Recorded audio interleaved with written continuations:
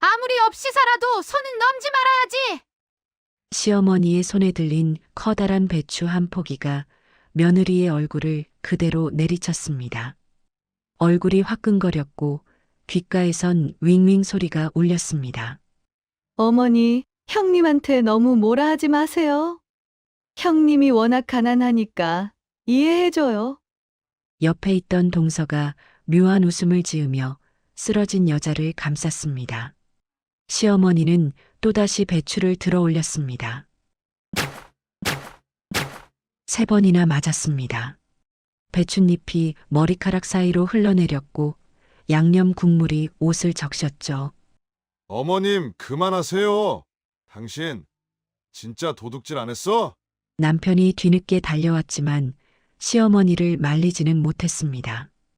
오히려 지연을 노려봤죠. 그 눈빛에 지연은 온몸이 얼어붙었습니다. 남편마저 자신을 의심하고 있었던 거죠. 오늘의 이야기 시작 전에 잠시만 구독 버튼을 눌러주세요. 영상 제작에 큰 힘이 됩니다. 댓글로 시청하고 계신 곳을 알려주시면 감사한 마음으로 반갑게 인사드리겠습니다. 그럼 이야기 바로 시작하겠습니다. 새벽 6시, 지연은 시댁 대문을 조용히 열었습니다. 김장하는 날이었죠. 다른 식구들보다 2시간이나 일찍 도착한 겁니다. 후, 오늘도 길겠네.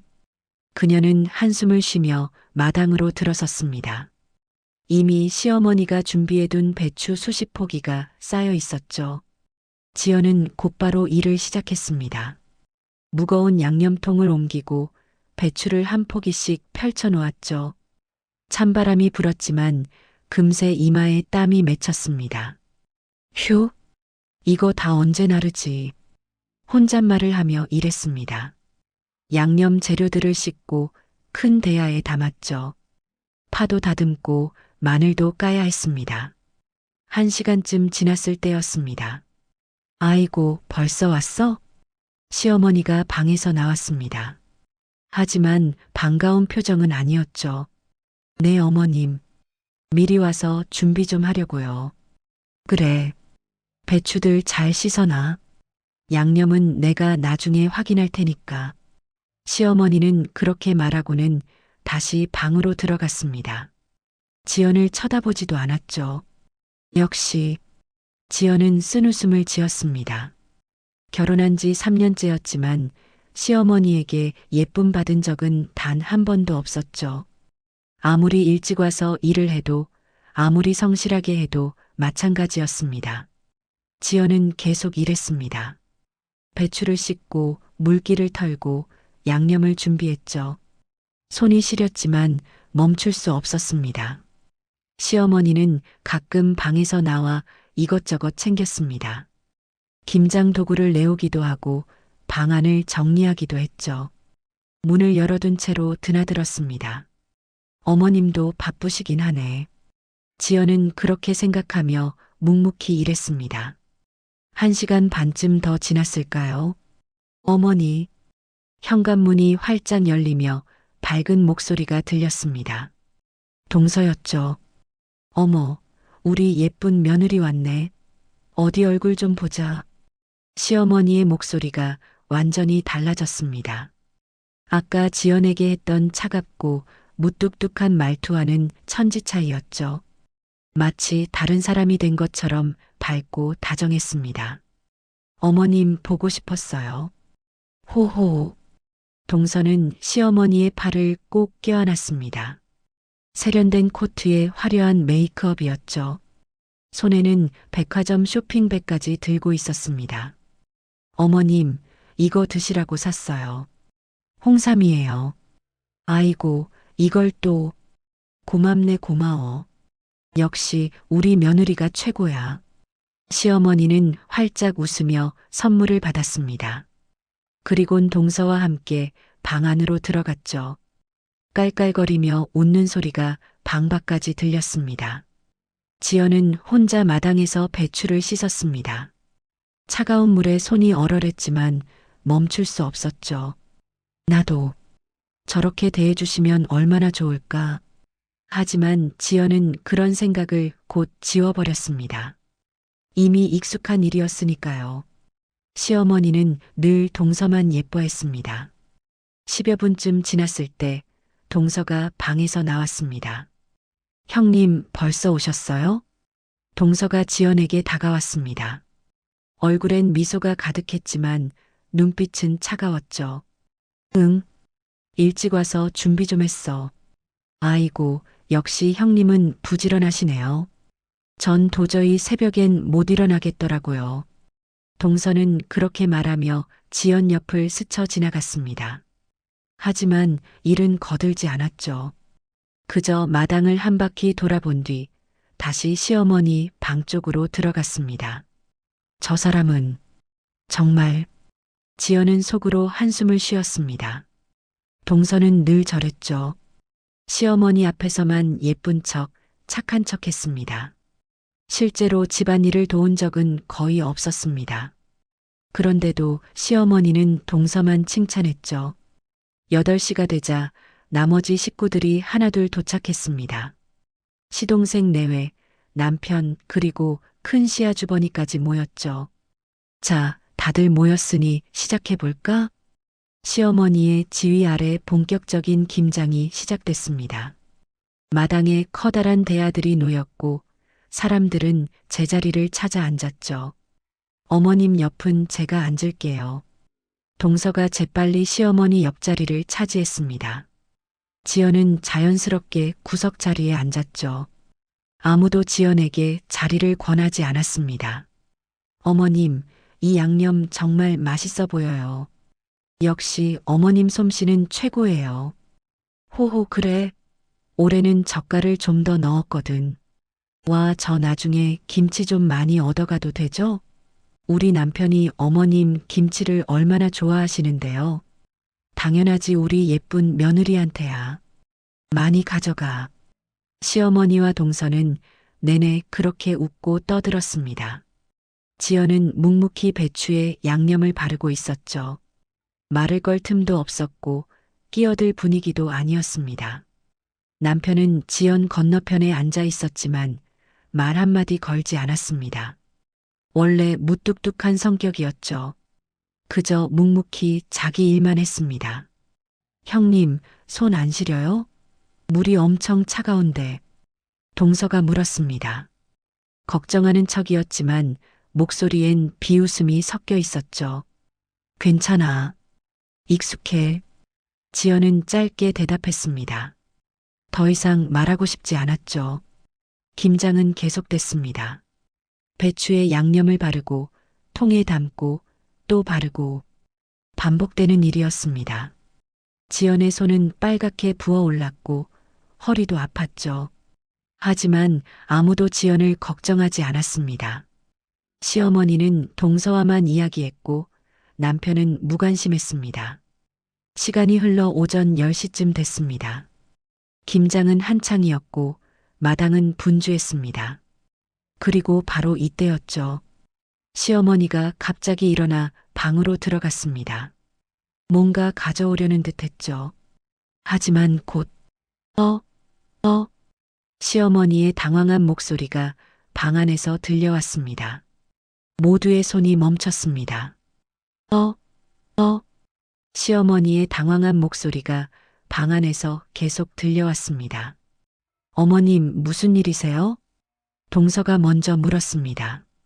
걱정스러운 표정을 지으며 방 쪽으로 고개를 돌렸죠. 시어머니가 방에서 나왔습니다.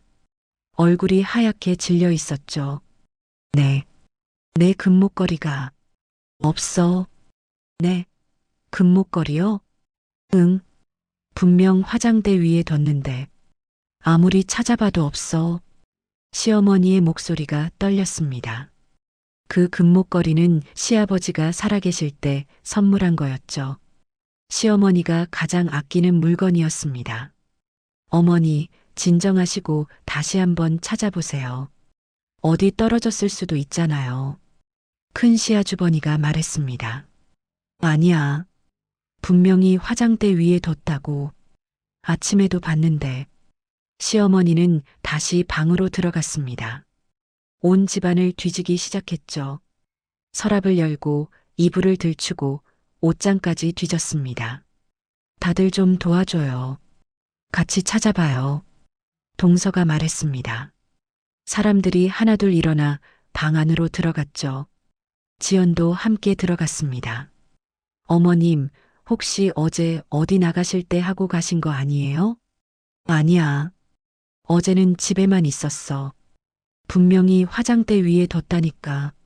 모두가 방 안을 샅샅이 뒤졌습니다. 하지만 금목걸이는 나오지 않았죠. 10여 분이 지났지만 소용없었습니다. 이상하네. 대체 어디 간 거지?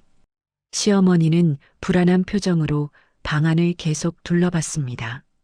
어머님, 혹시 다른 곳에 보관하신 거 아니에요? 금고라든가. 지연이 조심스럽게 물었습니다. 아니야. 금고에 넣을 생각도 없었고, 그냥 화장대 위에 뒀어. 시어머니의 목소리가 점점 커졌습니다. 사람들은 다시 마당으로 나왔습니다. 김장을 계속해야 했으니까요. 하지만 분위기가 이상해졌죠. 에휴, 금목걸이가 없어지다니. 어머님 얼마나 속상하시겠어. 큰 시아주버니가 한숨을 쉬었습니다. 지연은 다시 배추에 양념을 발랐습니다. 하지만 마음이 불편했죠. 시어머니가 너무 속상해하는 게 보였으니까요. 그때였습니다. 동서가 슬쩍 자리에서 일어났습니다. 그리곤 시어머니에게 다가가더니 작은 목소리로 뭔가를 속삭였죠. 어머님, 저기. 동서는 시어머니의 귀에 입을 가까이 대고 말했습니다. 지연은 그 모습을 봤지만 무슨 말인지는 들을 수 없었죠. 시어머니의 눈이 커졌습니다. 그리곤 지연 쪽을 힐끗 쳐다봤죠. 정말? 네. 아까 제가 봤는데 형님이 제일 일찍 오셨잖아요. 그때 어머님 방에 들어가시는 걸 봤어요. 동서의 목소리는 작았지만 확신에 차 있었습니다. 시어머니의 얼굴이 굳어졌습니다. 그럴 리가. 저도 믿고 싶지 않아요. 하지만 형님 말고는 아무도 없었어요. 우리는 나중에 왔고. 동서는 안타까운 표정을 지었습니다. 하지만 그 눈빛엔 묘한 빛이 있었죠. 시어머니는 잠시 말이 없었습니다. 그리곤 지연을 빤히 쳐다봤습니다. 지연은 그 시선을 느꼈습니다. 등골이 오싹했죠. 뭐지? 왜 저렇게 쳐다보시지? 하지만 지연은 아무것도 모른 채 계속 일했습니다. 시어머니는 동서와 계속 작은 목소리로 이야기했습니다. 근데 지연이가 왜 그걸 가져가겠어? 글쎄요. 저도 잘은 모르겠지만 혹시 형님 집이 요즘 어려운 거 아니에요? 아까 보니까 옷도 좀 낡으셨던데. 동서는 걱정하는 척했지만 목소리엔 확신이 담겨 있었습니다. 그래도 설마. 어머님, 전 그냥 제가 본 걸 말씀드린 거예요. 어머님이 판단하세요. 동서는 그렇게 말하고는 자리로 돌아갔습니다. 입가엔 미묘한 미소가 걸려 있었죠. 시어머니는 계속 지연을 쳐다봤습니다. 의심의 눈초리였죠. 지연은 그 시선이 부담스러웠지만 모른 척했습니다. 그저 열심히 김장을 했죠. 시간이 조금 더 흘렀습니다. 시어머니는 자리에서 일어나 다시 방으로 들어갔습니다. 또 뭔가를 찾는 것 같았죠. 에휴, 어머님 진짜 속상하시겠다. 동서가 혀를 찼습니다. 하지만 그 표정엔 걱정보다는 다른 감정이 보였죠. 지연은 계속 일했습니다.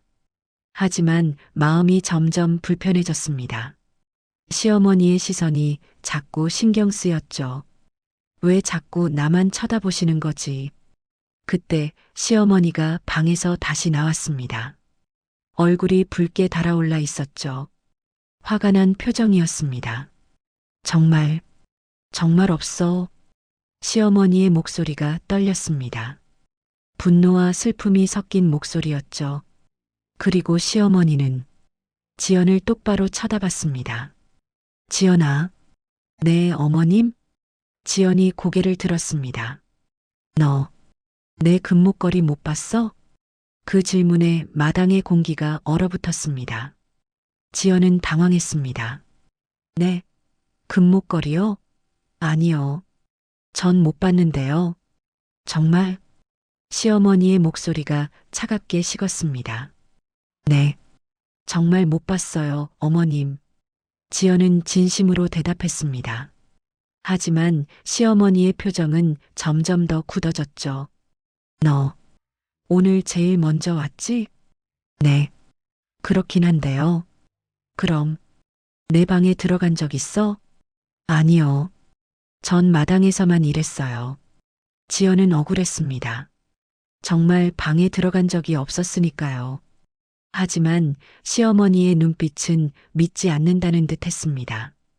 동서는 옆에서 조용히 지켜보고 있었습니다. 입술을 꾹 다문 채 안타까운 표정을 지었죠. 하지만 그 눈빛엔 차가운 계산이 담겨 있었습니다. 시어머니는 지연을 계속 쳐다봤습니다. 그리고 마침내 폭발했습니다. 너가 가져갔구나. 시어머니가 갑자기 소리쳤습니다. 지연은 깜짝 놀라 고개를 들었죠. 네, 어머님, 무슨 말씀이세요? 아무리 없이 살아도 네가 도둑질을 해. 시어머니의 목소리가 마당 전체를 울렸습니다. 모든 사람들이 움찔했죠. 어머님, 전 정말 아무것도 안 가져갔어요.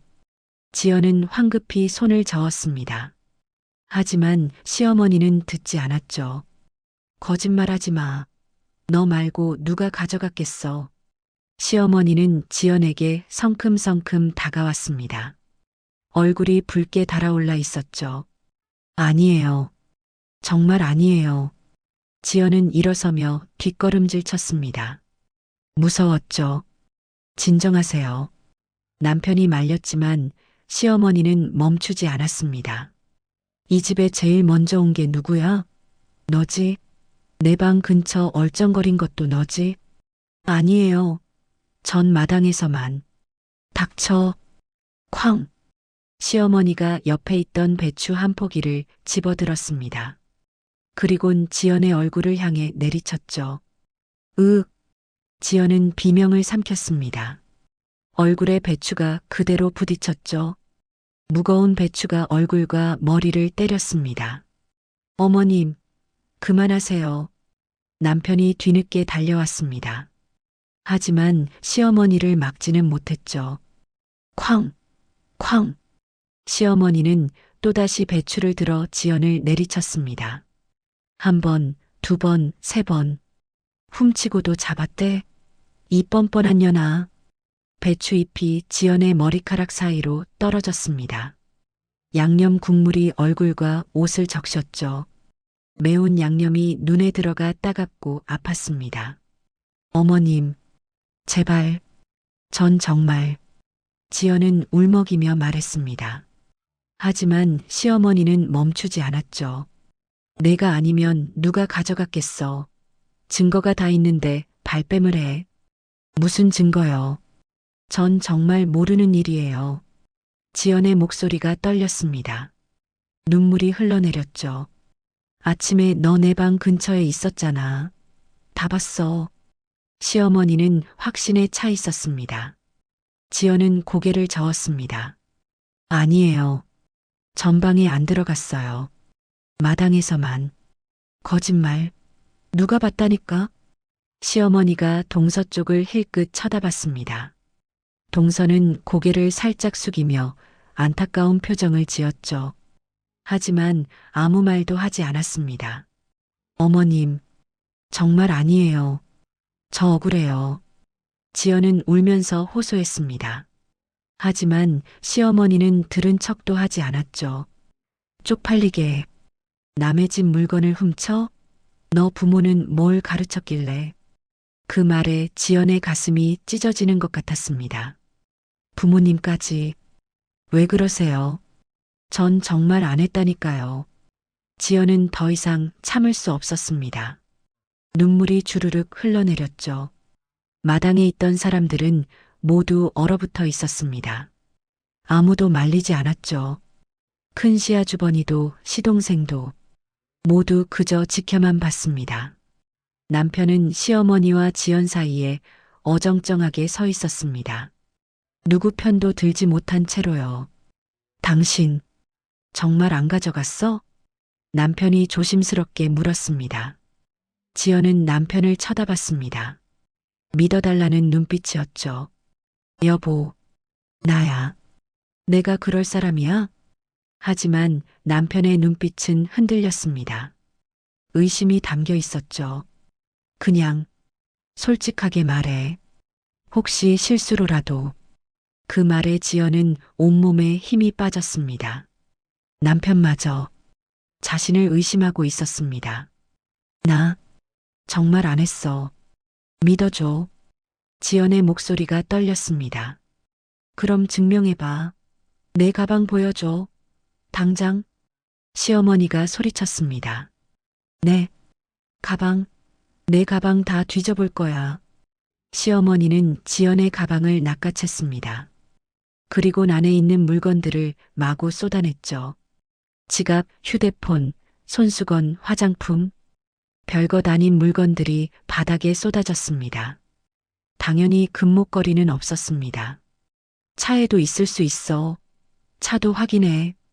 시어머니는 끝까지 믿지 않았습니다. 어머님, 제발. 전 정말. 지연은 무릎이 꺾였습니다. 주저앉고 싶었죠. 하지만 꾹 참았습니다. 당장 집에 가서 가져와. 내가 훔쳐간 거 분명하니까. 전 안 가져갔어요. 정말. 그럼 당장 내 눈앞에서 사라져. 도둑년이 무슨 낯짝으로 여기 있어. 시어머니가 소리쳤습니다. 지연은 더 이상 버틸 수 없었습니다. 눈물이 멈추지 않았죠. 어머님, 정말 아니에요. 하지만 시어머니는 듣지 않았습니다. 썩 꺼져. 당장. 지연은 비틀거리며 일어났습니다. 온몸이 떨렸죠. 남편을 쳐다봤습니다. 하지만 남편은 고개를 돌렸습니다. 다른 식구들도 모두 시선을 피했습니다. 아무도 지연의 편을 들어주지 않았죠. 지연은 천천히 마당을 나왔습니다. 배추잎이 머리카락에 붙어 있었고 양념 국물이 옷을 적셨습니다. 얼굴은 눈물과 양념 범벅이었죠. 형님, 동서가 조용히 불렀습니다. 지연이 돌아봤습니다. 너무 속상해하지 마세요. 어머님도 물건 찾으시면 풀리실 거예요. 동서는 걱정하는 척했습니다. 하지만 그 눈빛엔 차가운 승리가 담겨 있었습니다. 지연은 아무 말도 하지 않았습니다. 그저 터덜터덜 걸어 나갔습니다. 시댁 대문을 나서는 순간 뒤에서 시어머니의 목소리가 들렸습니다. 다신 내 앞에 나타나지 마. 지연의 가슴에 비수가 꽂혔습니다. 지연은 집으로 돌아왔습니다. 온몸이 양념 냄새로 범벅이었죠. 거울을 보니 머리카락에는 배추잎이 붙어 있었고 얼굴은 빨갛게 부어올라 있었습니다. 지연은 욕실로 들어가 샤워를 했습니다. 뜨거운 물이 몸을 적셨지만 마음속 한기는 가시지 않았죠. 내가 뭘 잘못했지. 아무리 생각해도 억울했습니다. 정말 아무것도 하지 않았는데 도둑 취급을 당했으니까요. 샤워를 마치고 나왔지만 몸은 여전히 떨렸습니다. 거실 소파에 앉았습니다. 하지만 마음이 편치 않았죠. 남편은 언제 들어오려나? 시계를 봤습니다. 오후 3시였죠. 김장은 아마 저녁까지 계속될 겁니다. 지연은 그냥 소파에 누워버렸습니다. 아무것도 하고 싶지 않았죠. 시간이 흘렀습니다. 오후 6시쯤 현관문이 열렸습니다. 남편이 돌아온 거였죠. 지연은 벌떡 일어나 남편을 맞았습니다. 여보. 하지만 남편의 표정은 차갑기만 했습니다. 남편은 아무 말 없이 신발을 벗었습니다. 그리곤 거실로 들어가 소파에 털썩 앉았죠. 여보, 나 진짜 안 했어. 지연이 다가가며 말했습니다. 남편은 지연을 쳐다봤습니다. 그 눈빛이 낯설었습니다. 정말이야? 응, 정말이야. 난 어머님 방에 들어가지도 않았어. 그럼 어머니는 왜 그러시겠어? 남편의 목소리가 차가웠습니다. 그건 나도 모르겠어. 동서가 뭐라고 했는지. 동서가 뭘 했는데? 동서가 어머님 귀에 뭐라고 속삭이는 거 봤어. 그 뒤로 어머님이 날 의심하기 시작했어. 지연은 떨리는 목소리로 말했습니다. 하지만 남편은 코웃음을 쳤습니다. 지금 동서 탓을 해? 아니, 그게 아니라 당신이 정말 안 했으면 어머니가 왜 그렇게까지 하시겠어? 남편의 말에 지연은 할 말을 잃었습니다. 여보, 나 믿어줘. 제발, 믿고 싶은데 어떻게 믿어? 남편은 고개를 돌렸습니다. 당신, 요즘 돈 필요한 거 없었어? 뭐, 솔직하게 말해. 혹시 급한 돈이라도 있었던 거 아냐? 그 말에 지연은 온몸에 힘이 빠졌습니다. 나, 돈 때문에 그런 짓 할 사람 아니야. 그럼 뭐야? 다른 이유라도 있어? 이유가 없다니까. 난 정말 안 했어. 지연이 목소리를 높였습니다. 하지만 남편은 믿지 않는 표정이었죠. 어머니가 당신 가방이랑 차도 다 뒤지자고 하시던데. 뒤지든지 해. 난 아무것도 없어. 지연은 울컥했습니다. 왜 나만 의심해? 왜? 눈물이 또 흘렀습니다. 남편은 그런 지연을 쳐다보다가 한숨을 쉬었죠. 에휴, 진짜. 남편은 일어나 방으로 들어갔습니다. 문을 닫는 소리가 쿵 하고 울렸죠. 지연은 거실에 혼자 남았습니다. 눈물이 멈추지 않았습니다. 남편마저 날 안 믿어. 결혼한 지 3년. 남편은 늘 시어머니 편이었습니다. 하지만 이번엔 정말 심했습니다. 지연은 소파에 주저앉았습니다. 밤이 깊어갔습니다. 남편은 방에서 나오지 않았습니다. 저녁도 먹지 않았죠. 지연도 식욕이 없었습니다.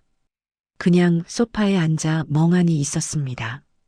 11시쯤 남편이 방에서 나왔습니다. 화장실을 가려는 듯 했죠. 하지만 지연과 눈이 마주쳤습니다. 아직도 앉아? 남편이 물었습니다. 잠이 안 와. 에휴. 남편은 한숨을 쉬며 화장실로 들어갔습니다. 잠시 후 나와서는 지연에게 말했습니다. 당신, 정말로 그거 안 가져갔으면 내일 어머니한테 가서 사과해. 뭐? 사과? 응. 소동 일으킨 거에 대해서 내가 왜 사과를 해? 난 잘못한 게 없는데. 지연은 믿을 수 없다는 표정이었습니다. 당신이 안 했다는 걸 보여주려면 그 정도는 해야지. 여보, 지금 무슨 소리 하는 거야? 쪽팔리게. 어머니가 배추로 때리기까지 하셨잖아. 당신이 사과하고 정리하는 게 나아. 남편의 말에 지연은 기가 막혔습니다. 내가 맞은 사람인데 내가 사과를 해? 어쨌든 어머니한테 누명 씌운 셈이잖아. 누명이 아니라 난 진짜 안 했다고. 지연은 소리쳤습니다. 하지만 남편은 듣지 않았죠. 됐어. 당신 마음대로 해. 남편은 그렇게 말하고는 다시 방으로 들어갔습니다. 쾅! 문이 닫혔습니다. 지연은 그 자리에 서 있었습니다. 온몸이 떨렸습니다. 분노인지 슬픔인지 알 수 없었죠. 이게 결혼 생활이구나. 지연은 무너졌습니다. 소파에 쓰러지듯 앉았습니다. 그리고 얼굴을 두 손으로 감쌌죠. 울음이 터져 나왔습니다. 참았던 감정이 한꺼번에 쏟아졌습니다. 시어머니한테 맞은 것도 억울했습니다. 동서한테 누명 씌워진 것도 분했습니다. 하지만 가장 아픈 건 남편의 배신이었습니다. 내 편은 아무도 없구나. 지연은 그렇게 밤새 울었습니다. 새벽이 되어서야 잠들었죠. 하지만 악몽만 꾸었습니다. 시어머니가 자신을 멸시하는 꿈, 남편이 차갑게 돌아서는 꿈, 동서가 비웃는 꿈. 지연은 식은땀을 흘리며 깼습니다. 햇빛이 창문으로 들어왔습니다. 아침이었죠. 거울을 봤습니다. 눈이 퉁퉁 부어 있었습니다. 이렇게 살 수는 없어. 지연은 결심했습니다. 더 이상 참지 않기로요. 이제는 진실을 밝혀야 할 때였습니다. 그리고 그 누구도 예상하지 못한 일이 곧 벌어질 것입니다. 그날 밤, 김장이 끝난 시댁에서 멀리 떨어진 곳, 동서 부부의 집이었습니다. 후, 드디어 끝났네. 동서 남편이 소파에 털썩 앉았습니다. 피곤한 표정이었죠. 고생했어요, 여보. 동서가 물 한 잔을 건네며 웃었습니다. 하지만 그 웃음엔 묘한 기대감이 섞여 있었죠. 그래. 근데 진짜 잘 됐어. 동서 남편이 말했습니다. 뭐가요? 형님이 누명 쓴 거 말이야. 딱 좋았어. 그 말에 동서가 피식 웃었습니다. 후후. 제가 잘했죠? 내 덕분에 의심 안 받았잖아. 동서 남편은 방으로 들어갔습니다. 그리곤 서랍에서 뭔가를 꺼냈죠. 서류 봉투였습니다. 이거 진짜 대박이야. 봉투 안에는 토지 문서와 인감 도장이 들어 있었습니다. 시어머니의 것이었죠. 어머님 방에서 가져오는 거 진짜 조마조마했어. 동서가 말했습니다. 그러게. 다행히 어머니가 김장 준비로 정신없으셔서 동서 남편이 서류를 펼쳤습니다. 넓은 토지의 소유권 문서였죠. 이거만 우리 명의로 바꾸면 평생 놀고 먹어. 그의 눈빛이 반짝였습니다. 탐욕으로 가득했죠. 그러게요. 어머님이 이렇게 큰 땅을 갖고 계신 줄 몰랐어요. 동서도 서류를 들여다봤습니다. 그치? 이 땅이 지금 얼마짜리인지 알아? 최소 20억은 넘어. 헐, 진짜요? 응. 요즘 개발 예정지라서 값이 엄청 올랐대. 동서 남편은 흥분했습니다. 이거만 잘 넘기면 우리 인생 바뀐다니까. 근데 어머님이 나중에 알아채시면 어떡해요? 동서가 조금 불안해하며 물었습니다. 그때 가서는 뭐 어쩔 수 없다고 하면 되지. 이미 명예 이전 끝났다고. 에휴, 그래도 되나? 야, 지금 고민할 때야? 이미 가져온 거 어떻게든 해야지. 동서 남편은 서류를 다시 봉투에 넣었습니다. 그때였습니다. 이거. 동서가 뭔가를 발견했습니다. 자신의 가방 안에서 뭔가 반짝이는 게 보였죠. 뭐야 이거. 동서가 가방을 뒤적였습니다. 그리곤 깜짝 놀랐죠. 가방 안에서 금목걸이가 나왔습니다. 시어머니의 것이었죠. 이거 왜 여기 있어? 동서는 당황했습니다. 아, 맞다. 어머님 방에서 서류 가져올 때 화장대 위에 있길래 그냥. 동서 남편이 말했습니다. 여보, 이걸 왜 가져와? 그냥 있길래. 아깝더라고. 아니, 서류만 가져오기로 했잖아. 동서가 목소리를 높였습니다. 그래도 이것도 비싼 건데 그냥 두기 아까워서. 동서 남편은 태연했습니다. 에휴, 진짜.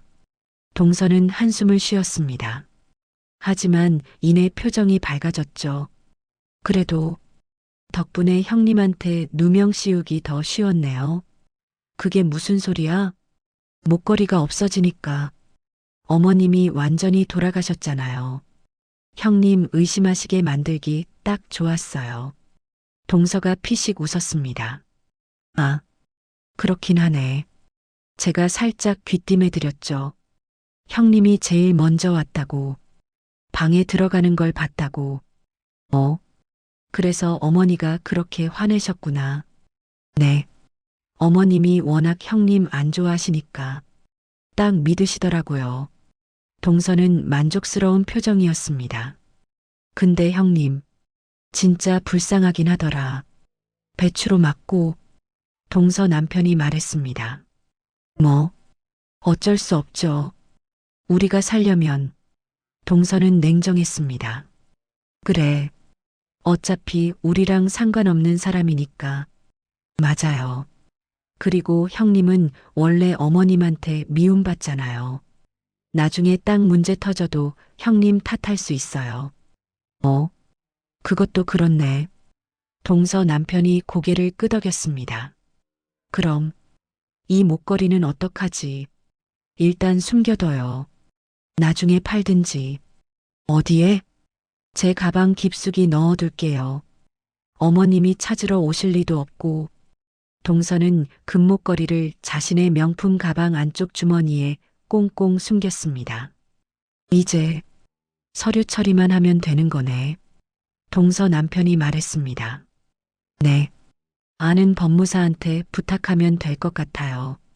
돈 좀 주고. 얼마나 들까? 글쎄요.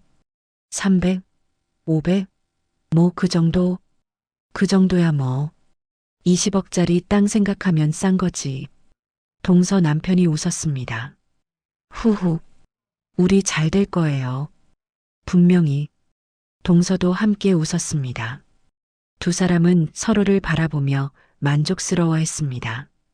그들은 몰랐습니다. 자신들의 계획이 곧 무너지게 될 거라는 걸요. 그나저나 형부는 뭐래요? 형님 믿어줘요? 동서가 물었습니다. 글쎄, 아까 보니까 형부도 의심하는 눈치던데. 후후. 역시 형부도 별로네요. 뭐, 형님 불쌍하긴 한데. 어쩌겠어. 우리가 살아야지. 동서 남편은 태연하게 말했습니다. 맞아요. 우리가 중요하죠. 동서는 금목걸이가 든 가방을 꼭 안았습니다. 이제 조용히 있다가 적당한 때 명예 이전하면 돼. 네. 서두르지 말고 천천히. 그래. 어머니가 눈치채기 전에. 두 사람은 음흉한 미소를 지었습니다. 밤은 깊어갔습니다. 동서 부부는 꿈에 부풀어 있었습니다.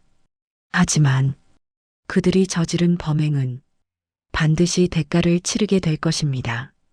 그리고 그 시작은 그들이 전혀 예상하지 못한 곳에서 시작될 것입니다. 이틀이 지났습니다.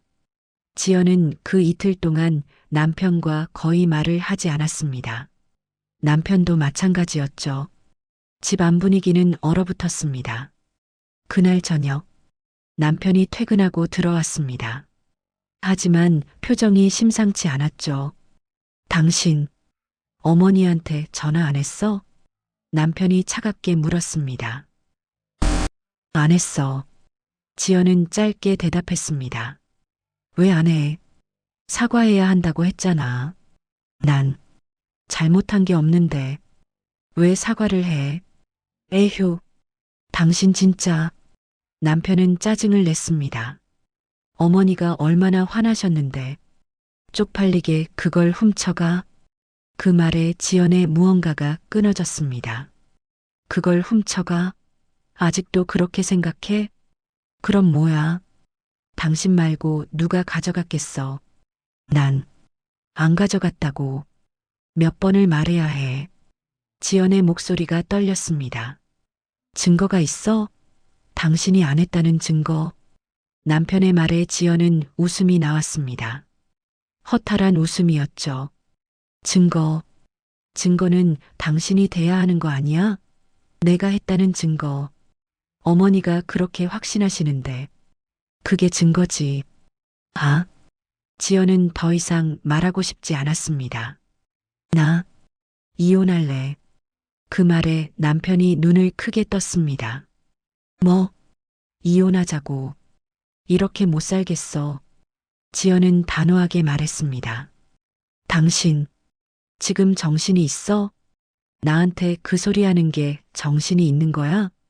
지연이 맞받아쳤습니다. 날 믿지도 않으면서 무슨 부부야? 그러니까 솔직하게 말하라고.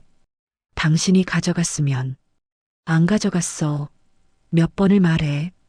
지연이 소리쳤습니다. 남편은 얼굴이 붉어졌습니다. 그래, 좋아. 이혼하고 싶으면 해.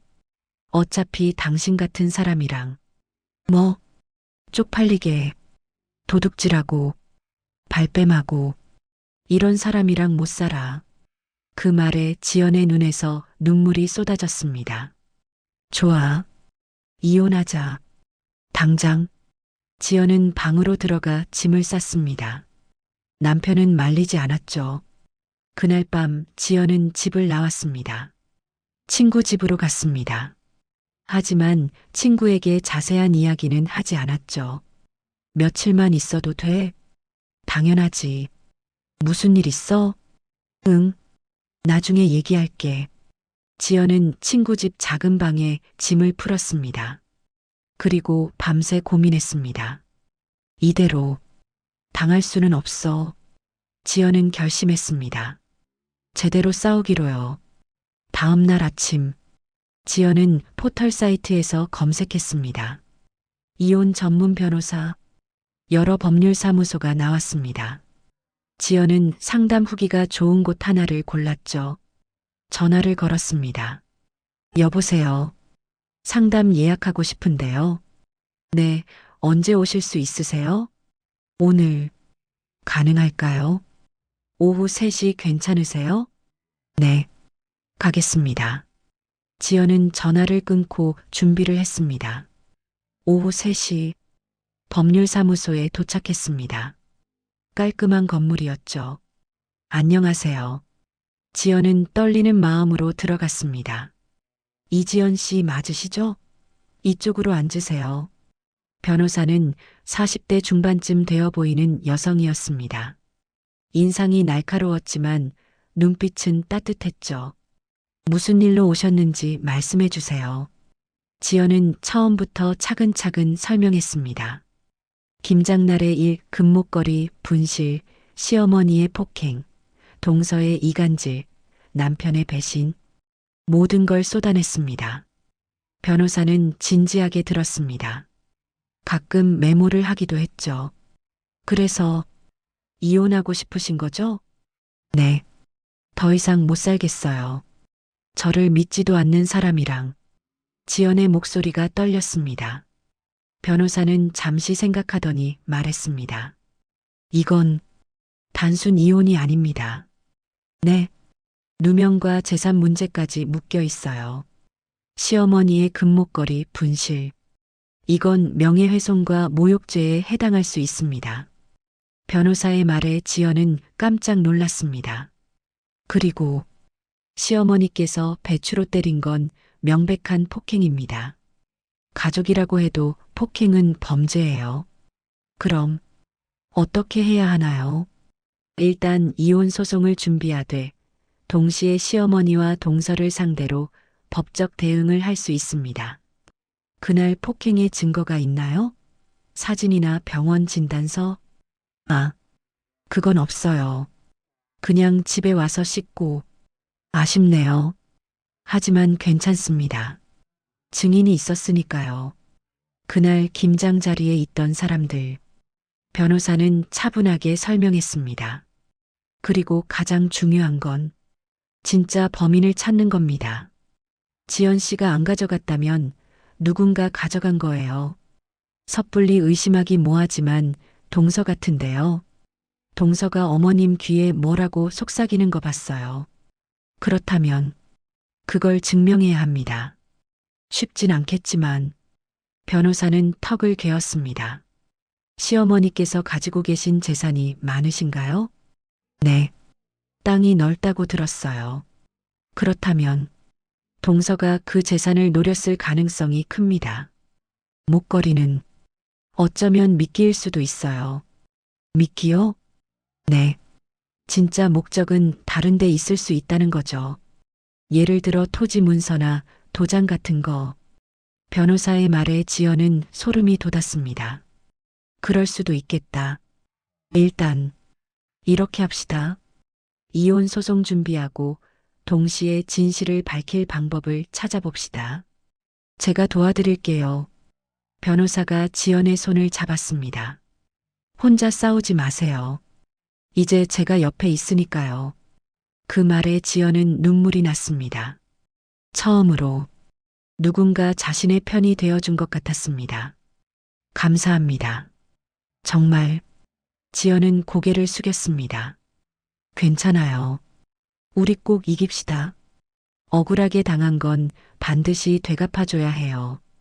변호사의 눈빛이 단호했습니다. 지연은 그날 새로운 희망을 얻었습니다. 이제 반격의 시간이었습니다. 일주일이 지났습니다.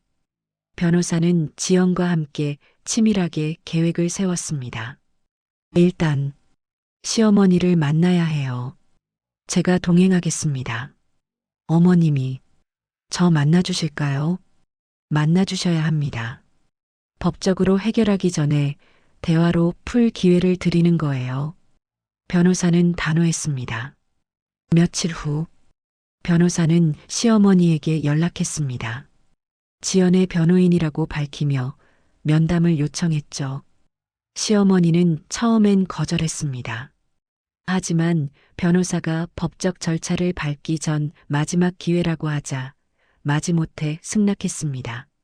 만남의 장소는 조용한 카페였습니다. 시어머니가 먼저 도착해 있었습니다. 표정이 굳어 있었죠. 어머님, 안녕하세요. 변호사가 정중히 인사했습니다. 지연은 뒤에서 고개를 숙였죠. 시어머니는 지연을 쳐다보지도 않았습니다. 시간 내주셔서 감사합니다. 오늘은 오해를 풀고자 왔습니다. 오해? 무슨 오해? 시어머니의 목소리가 차갑게 식었습니다. 제 의뢰인인 지연 씨는 금목걸이를 가져간 적이 없습니다. 그날 방에 들어가지도 않았고요. 그럼 누가 가져갔다는 거예요? 증거라도 있어요? 그걸 찾기 위해 왔습니다. 혹시 그날 댁에 누가 방에 들어갔는지 기억하시나요? 변호사가 물었습니다. 시어머니는 잠시 생각했습니다. 글쎄, 다들 김장 준비로 바빴으니까 정확히는 모르겠어요. 그날 가장 먼저 도착한 사람은 지연 씨였죠. 하지만 지연 씨는 마당에서만 일했습니다. 그 다음은요? 작은 며느리. 그러니까 동서가 왔죠. 그분은 어머님 방에 들어갔나요? 응. 선물 가져왔다고. 방에 같이 들어갔었죠. 시어머니의 얼굴이 미묘하게 변했습니다. 그때 어머님은 방을 비우신 적이 있으신가요? 김장 도구 가져오려고 잠깐 나갔었나? 그 사이 동서분이 혼자 방에 있었을 수도 있겠네요. 변호사의 말에 시어머니는 입을 다물었습니다. 바로 그때였습니다. 카페 문이 열리며 동서가 들어왔습니다. 어머님, 동서는 시어머니를 부르며 다가왔습니다. 하지만 지연과 변호사를 보고는 얼굴이 굳었죠. 어머님, 무슨 일이세요? 왜 여기? 작은 며느리가 만나자고 해서 시어머니가 설명했습니다. 그러셨구나. 저도 어머님 뵙고 싶어서 왔는데 잘 됐네요. 동서는 태연하게 의자를 끌어앉았습니다. 명품 가방을 테이블 옆에 내려놓았죠. 형님도 오셨네요. 오랜만이에요. 동서가 지연을 보며 미소 지었습니다. 하지만 그 미소는 차갑기만 했죠. 안녕하세요. 지연은 짧게 대답했습니다. 변호사는 동서를 날카롭게 쳐다봤습니다. 실례지만 그날 김장 때 일에 대해 여쭤봐도 될까요? 네. 뭐가 궁금하신데요? 동서는 여유로웠습니다. 당신이 시어머님께 뭐라고 귓속말하셨죠? 지연 씨가 방에 들어가는 걸 봤다고. 변호사의 질문에 동서의 표정이 굳었습니다. 아, 그건 제가 정말 본 거예요. 정말요? 확실하신가요? 네, 분명히 봤어요. 동서는 확신에 차 말했습니다. 하지만 눈빛이 흔들렸죠. 그런데 이상하네요. 지연 씨는 그때 마당에서 배추를 씻고 있었거든요. 시간상 방에 갈 수가 없었어요. 그건 제가 잘못 본 걸 수도.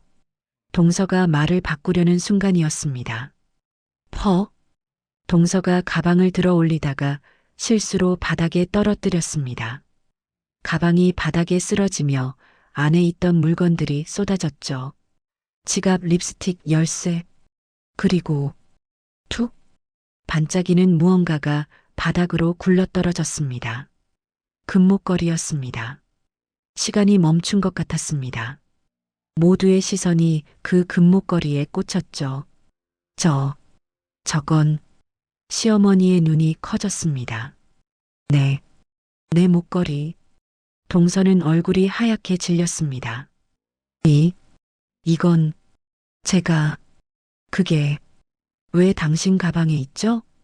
변호사가 차갑게 물었습니다. 이건 그러니까 제가 주우려고. 동서는 말도 안 되는 변명을 늘어놓았습니다. 주우려고? 일주일이 넘게 가방에 넣고 다니셨어요? 변호사의 목소리가 날카로웠습니다. 시어머니는 금목걸이를 집어들었습니다. 분명히 자신의 것이었죠. 네가 가져간 거였어? 시어머니의 목소리가 떨렸습니다. 아니에요, 어머님. 이건 오해예요. 동서는 황급히 변명했습니다. 오해? 증거가 여기 있는데요? 변호사가 말했습니다. 그리고 혹시 다른 것도 가져가신 거 아니에요? 토지 문서라든가 인감도장이라든가. 그 말에 동서의 얼굴이 더욱 하얘졌습니다. 뭐라고요? 시어머니가 벌떡 일어났습니다. 토지 문서? 내 도장? 어머님, 집에 가서 확인해 보세요. 혹시 서류나 도장이 없어진 게 있는지. 변호사가 말했습니다. 시어머니는 가방을 집어들고 급히 자리를 떴습니다. 확인하러 가는 거였죠. 카페에는 동서와 지연 그리고 변호사만 남았습니다. 당신, 대체 왜 그런 짓을? 지연이 떨리는 목소리로 물었습니다. 동서는 고개를 숙였습니다. 미안해요. 미안하다고? 나한테 누명 씌우고 어머님한테 맞게 만들고 미안하다고? 지연의 목소리가 높아졌습니다. 동서는 대답하지 못했습니다. 경찰에 신고하는 게 좋겠네요. 절도죄, 사기미수, 명예훼손. 죄목이 여러 개네요. 변호사가 차갑게 말했습니다. 동서의 눈에서 눈물이 흘렀습니다. 하지만 이미 늦었습니다. 진실은 밝혀졌으니까요. 그날 밤 시어머니는 집으로 돌아가 서랍을 뒤졌습니다. 토지 문서가 없었습니다. 인감도장도 사라졌죠. 이럴 수가. 시어머니는 주저앉았습니다. 믿었던 며느리가 자신을 배신했다는 사실에 충격을 받았죠. 다음 날 변호사는 경찰에 신고했습니다. 동서 부부는 절도죄와 사기미수 혐의로 조사를 받게 됐습니다. 토지 문서와 인감도장은 동서 집에서 발견됐죠. 우리는 그냥 명의를 바꾸려고. 동서 남편이 떨리는 목소리로 자백했습니다. 어머니 땅이 너무 아까워서 어차피 나중에 상속받을 거 미리. 그게 도둑질이죠. 경찰이 차갑게 말했습니다. 동서 부부는 고개를 숙였습니다. 뉴스가 퍼졌습니다. 시댁 친척들, 동네 사람들 모두가 동서 부부를 손가락질했습니다. 어머니 재산을 노리다니 정말 무섭네. 겉으로는 그렇게 착한 척하더니 동서는 친정에도 얼굴을 들 수 없었습니다. 부모님도 등을 돌렸죠. 우리 얼굴에 똥칠했어. 나가.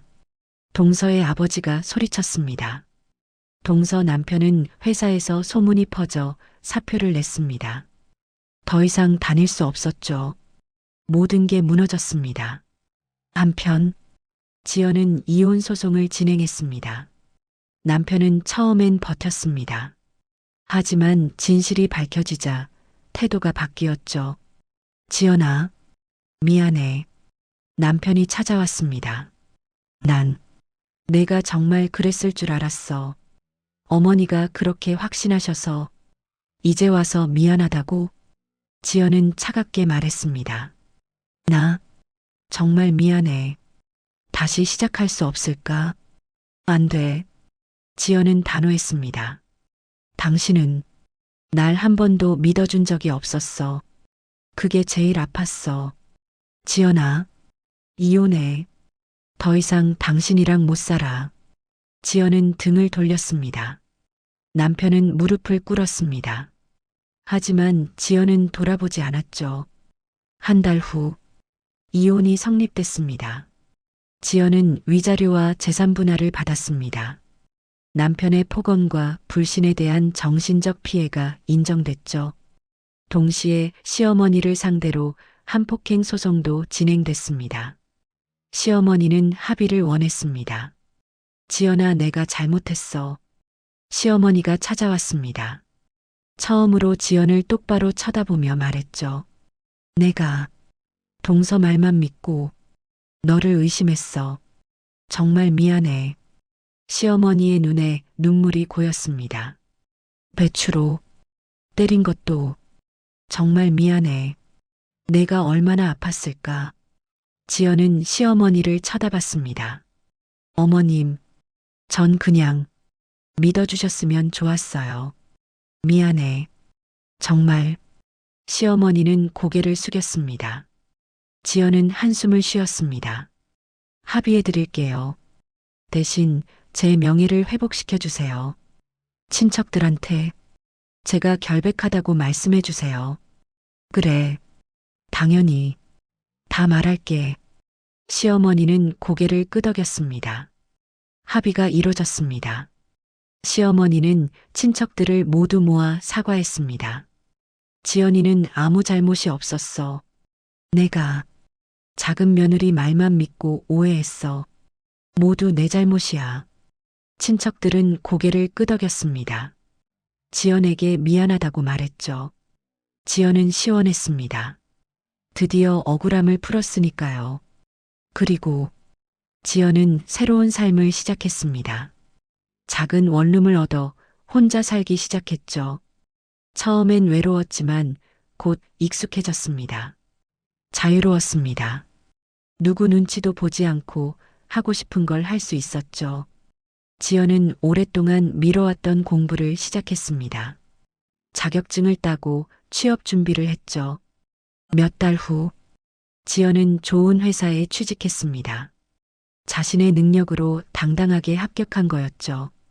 축하해요. 변호사가 전화로 축하했습니다. 감사합니다. 선생님 덕분이에요. 아니에요. 지연 씨가 포기하지 않았기 때문이에요. 스스로를 믿었잖아요. 네. 이제는 행복하게 살 거예요. 지연은 웃었습니다. 오랜만에 진심으로 웃는 얼굴이었죠. 한편 동서 부부는 벌금형을 받았습니다. 형사처벌까지는 가지 않았지만 주변의 시선이 차가웠죠. 결국 이사를 갔습니다. 더 이상 그 동네에서 살 수 없었으니까요. 시어머니는 동서 부부와 연을 끊었습니다. 더 이상 만나지 않았죠. 남편은 혼자 남았습니다. 지연을 잊지 못했지만 이미 늦었습니다. 지연은 새로운 인생을 살고 있었으니까요. 1년 후, 지연은 회사에서 인정받는 직원이 됐습니다. 성실하고 능력 있다는 평가를 받았죠. 퇴근길, 지연은 거울을 봤습니다. 예전보다 밝아진 얼굴이었습니다. 자신감이 넘쳤죠. 나 잘 살고 있어. 지연은 웃었습니다. 더 이상 누구의 며느리가 아니었습니다. 누구의 아내도 아니었죠. 그냥 지연이었습니다. 자신을 의심하지 않는 삶, 자신을 믿어주는 사람들과 함께하는 삶. 그게 가장 행복한 삶이었습니다. 지연은 카페에 앉아 커피를 마셨습니다. 창밖으로 저녁 노을이 보였죠. 아름다웠습니다. 이제 진짜 시작이야. 지연은 미소를 지었습니다. 앞으로 펼쳐질 새로운 인생이 기대됐습니다. 더 이상 억울하지 않은, 더 이상 눈치 보지 않는 당당한 삶. 지연은 그렇게 자유를 찾았습니다. 그리고 이 이야기는 우리에게 묻습니다. 당신은 당신을 믿어주는 사람과 함께 있나요? 당신은 억울하게 살고 있지는 않나요? 만약 그렇다면 용기를 내세요. 지연처럼 당당하게 맞서세요. 당신의 삶은 당신의 것이니까요. 지금까지 사연 빛나는 밤이었습니다. 감사합니다.